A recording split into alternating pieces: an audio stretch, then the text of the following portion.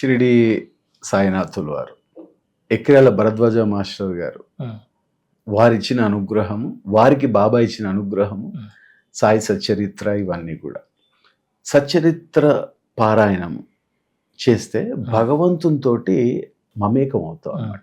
ఒక పారి పడుకొని ఉన్నాము, ఉదయము 2:30-3 ఆ ప్రాంతానికి బాబా ఆకుపచ్చ గ్రీన్ కలర్ డ్రెస్, ఇప్పటికీ ఆ దృష్టి ఆయన అలా ఒక చేతితోటి ఇలా జుబ్బా పైకి పట్టుకుని ఈ చేతితోటి లేరా, నేను అప్పుడు లోపల రుద్రపారాయణం చేస్తున్నాను కల్లో. ఆయన వచ్చి అక్కడ ఈశ్వరుణ్ణి ప్రతిష్ఠించి అంటే అలా పెట్టేశారు.